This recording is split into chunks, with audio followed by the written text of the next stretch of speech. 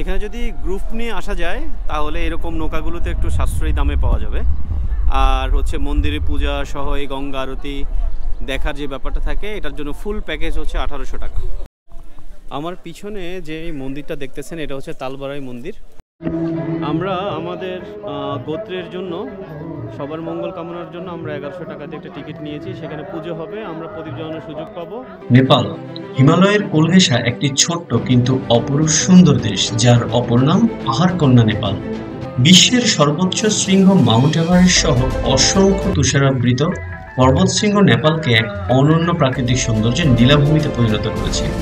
এখানকার নির্মল প্রকৃতি, শান্ত পাহাড়ি জনপদ এবং ঐতিহ্যবাহী মন্দির, বৌদ্ধস্তূপ আর বন্ধুসুলভ মানুষ সব মিলিয়ে নেপাল এক পর্যটন স্বর্গ। প্রাকৃতিক ও সংস্কৃতি অন্যান্য সংমিশ্রণে নেপাল সত্যি এক পাহাড়ি রত্ন। ব্যস্ত নগরী ঢাকা থেকে নেপালের উদ্দেশ্যে 815 কিলোমিটার জার্নি করে আমরা পৌঁছে গেলাম পোখরায়।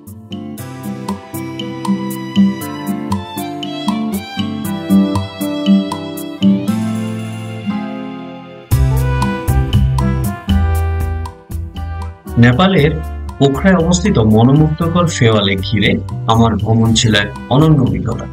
লেকের নীল জলে অন্নপূর্ণা পর্বতমালার প্রতিবিম্ব যেন হৃদয় ছুঁয়ে যায়। তেমনি সন্ধ্যায় ঘাটে যাওয়ায় গঙ্গা আরতির দৃশ্য আমাকে একেবারে বিস্মিত করে তোলে। সন্ধ্যার নরম আলো ফেয়া লেকের পাড়ে যখন আরতির আয়োজন শুরু হয় তখন পুরো পরিবেশ যেন এক আধ্যাত্মিক আবেশ ছড়িয়ে পড়ে। পুরোহিতেরা প্রায় সাদা ড্রেস পরে ধূপ, প্রদীপ আর শঙ্খ নিয়ে সুরের ছন্দে আরতি করতে থাকেন।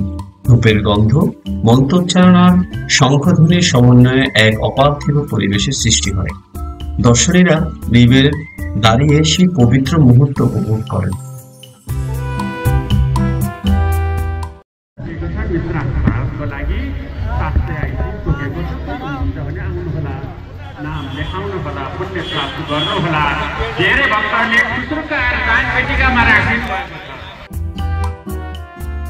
লেক প্রাঙ্গণে সকলের সমাবেশ অলরেডি বাড়তে থাকে। সন্ধ্যা প্রায় ছুঁই অবস্থা। এইদিকে আরতির স্টেজ তৈরি, সবাই অলরেডি শুরু করে দিয়েছে আরতি। আমরাও আসন গ্রহণ করেছি এবং জানিয়ে রাখা ভালো, এই আরতি পারপাসে যদি আপনারা আপনাদের মঙ্গলার্থে, পরিবারের মঙ্গলার্থে এখানে পুজোয় আরতি দান করেন, সেই ক্ষেত্রে আপনাদের গুনতে হবে নেপালি 1100 রুপি।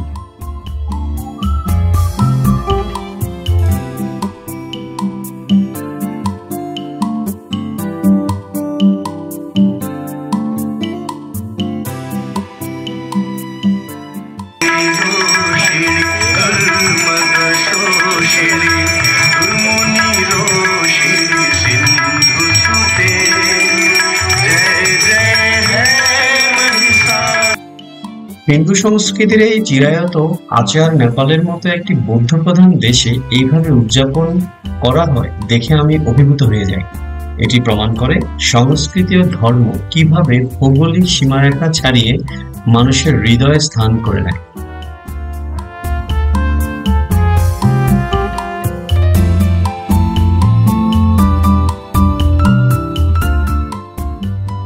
ফেয়া লেকে পাড়ে দাঁড়িয়ে গঙ্গার তীরে অভিজ্ঞতা আজও আমার মনে গেঁথে আছে। এক শান্তি, এক শ্রদ্ধা, এক ঐক্যের প্রতিচ্ছবি হয়ে রয়ে গেল এই নেপাল ভ্রমণের পুরো গল্পটি। সো সকলে ভালো থাকবেন, দেখা হচ্ছে নতুন আরেকটি ব্র্যান্ড নিউ ব্লগে। সেই পর্যন্ত যদি আমাদের নেপাল সিরিজের প্রত্যেকটি ব্লগ এখন অব্দি দেখা না হয় তাহলে ডেসক্রিপশন বক্সে পুরো ব্লগের লিঙ্ক দিয়ে রাখা থাকবে, আপনারা দেখে নিতে পারেন। সো দেখা হচ্ছে পরবর্তী ব্র্যান্ড নিউ কোনো ব্লগে। সেই পর্যন্ত সকলেই ভালো থাকবেন।